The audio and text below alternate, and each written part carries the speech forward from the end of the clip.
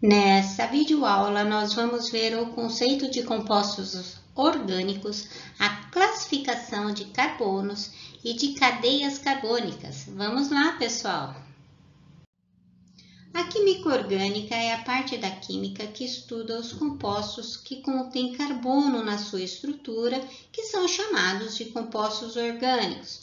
Os compostos orgânicos, eles aparecem nos óleos, verduras, legumes, frutas, shampoo, detergente, plásticos.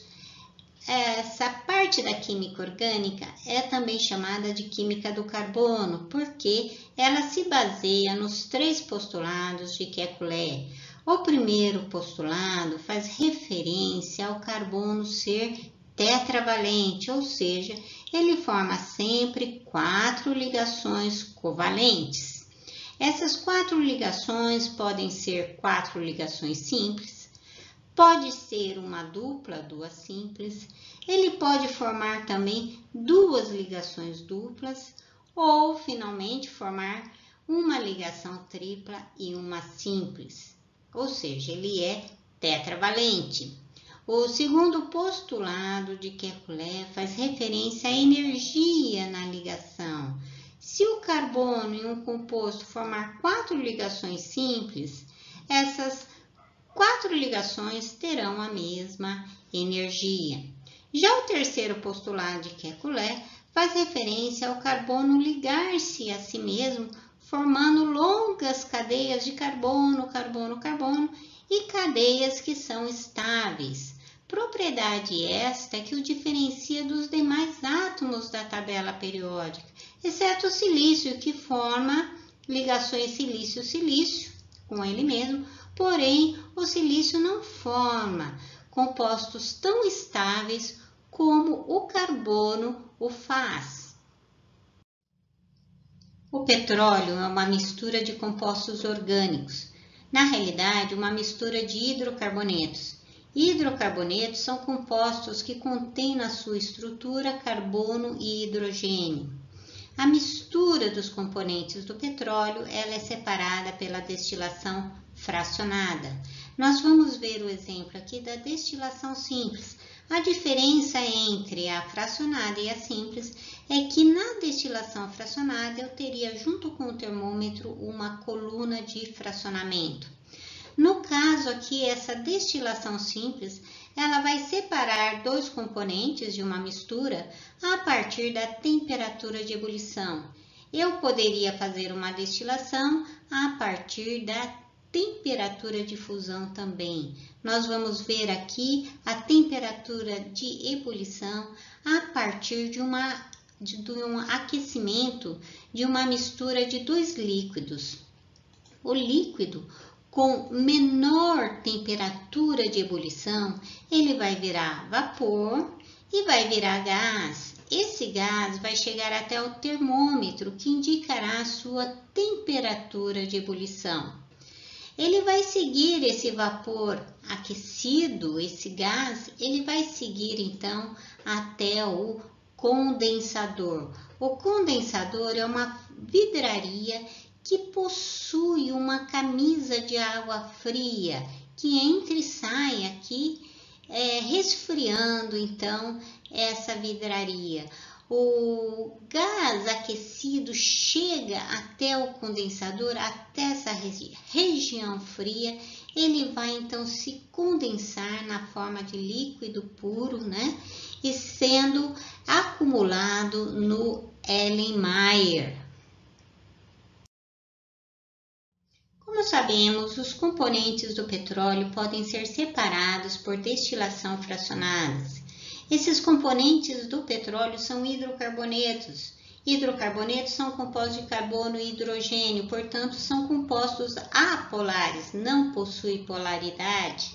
Uma das propriedades desses compostos apolares é que, à medida que aumenta a cadeia carbônica desses compostos, sua temperatura de ebulição também aumenta.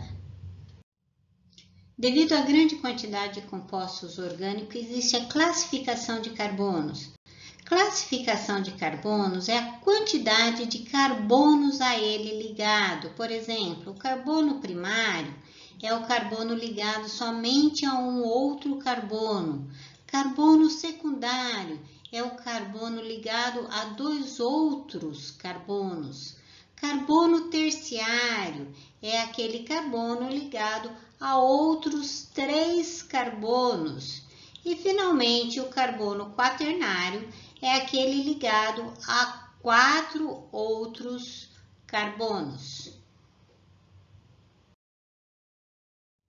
Cadeias carbônicas são sequência de carbonos e elas podem ser classificadas como aberta, onde essa sequência ela é linear, as pontas não se encontram. Aqui os átomos pretinho, a bolinha preta é o carbono, o branco é o átomo de hidrogênio. Então ela é aberta porque as pontas não se encontram, tá?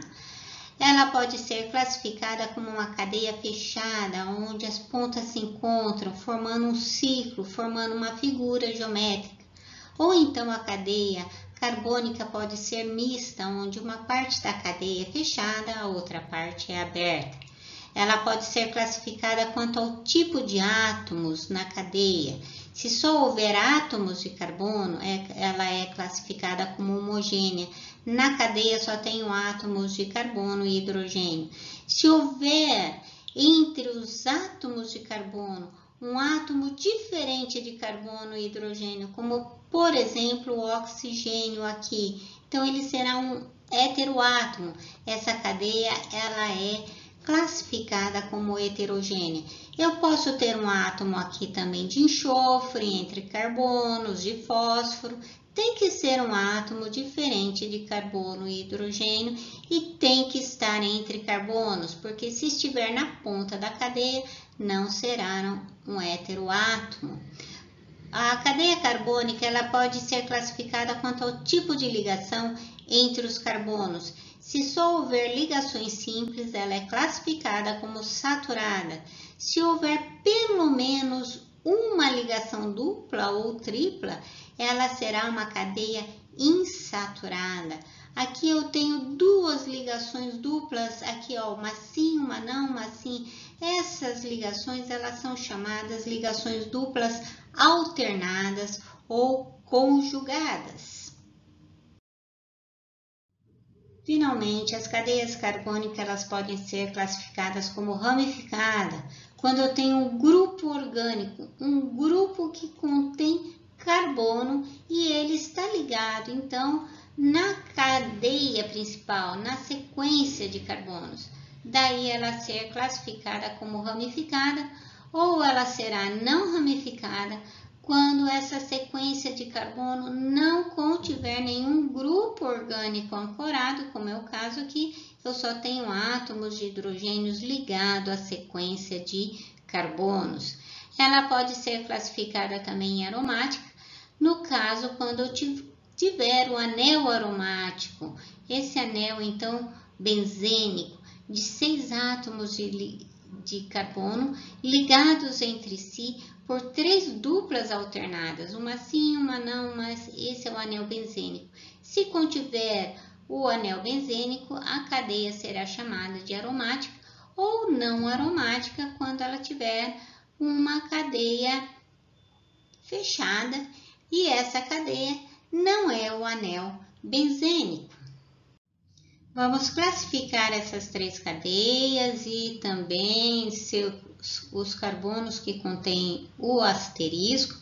Esse exercício será resolvido em um próximo vídeo. Vamos lá, pessoal! Desta maneira, nós terminamos o conceito de química orgânica, classificação de carbonos e de cadeias carbônicas.